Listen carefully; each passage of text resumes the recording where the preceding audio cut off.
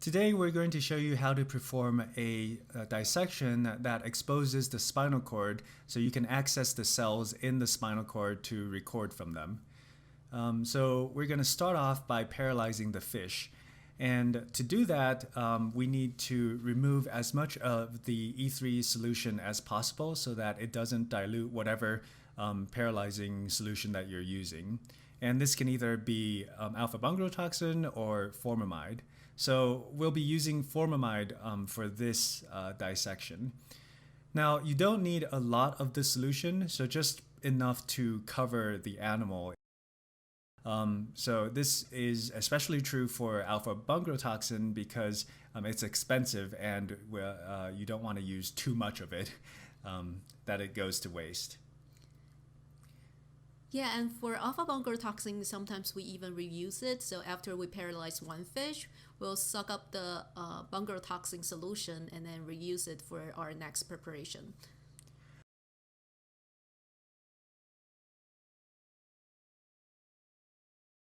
So what you want to do is you want to mess around with the fish a bit and make sure that it's fully submerged in the solution so that it actually paralyzes.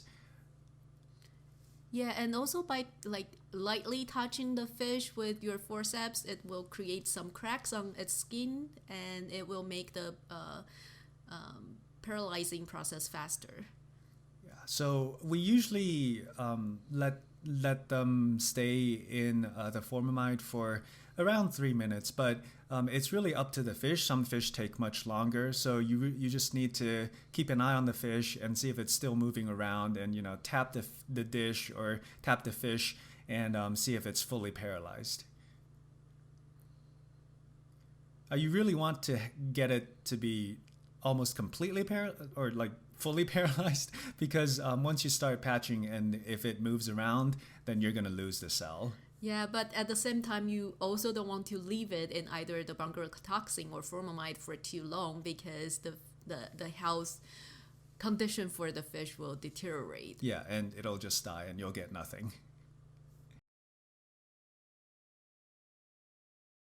And then once the fish is fully paralyzed, you want to remove the formamide and then give it a good rinse or two. I usually rinse it 3 times just to make sure that there's no residual formamide in your extracellular solution once you move it to your recording dish. Yeah, you can rinse with either the E3 or extracellular solution. So right now we're using the extracellular solution to rinse it out.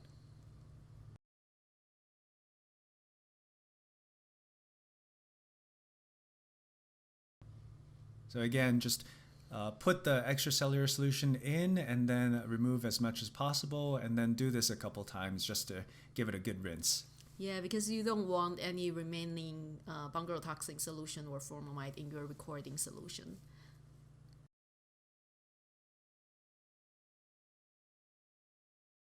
So after you've rinsed it, you can transfer it to your recording dish.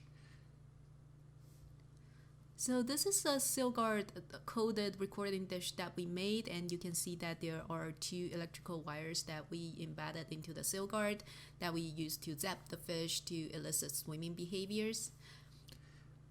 And what we want to do now is to pin the fish onto the Silguard dish so that it no longer moves around. Now, I found the best way to do this is to remove all of the solution or most of the solution so that the fish isn't floating and you can it's easier to pin down.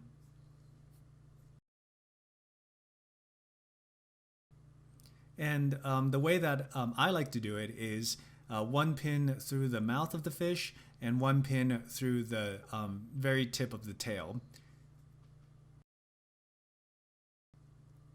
And you can imagine if the fish was floating around, then it'd be pretty hard to actually pin it down, although Wei-Jing can do it pretty well. So, I mean, you'll develop your own preference for the dissection. And we actually made another video showing you how to make the dissection tool and these pins for stabilizing the fish.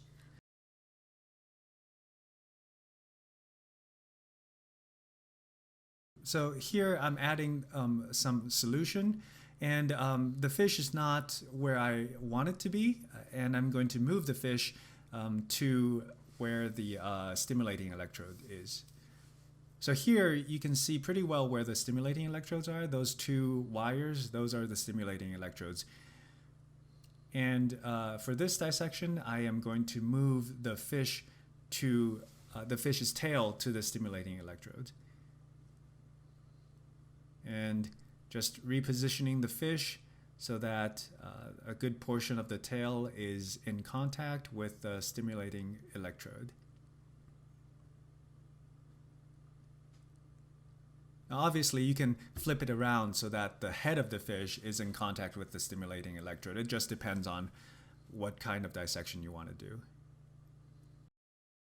So in order to further stabilize the fish, we like to put 2 pins, one above the swim bladder and one above the anal pore.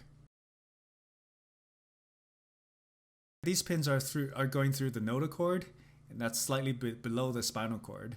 Obviously you don't want to go through the spinal cord. Yeah, and you'll see in the tool making videos that the size of the pins should match the size of the larval zebrafish. So while you go through the notochord, you don't damage other tissue.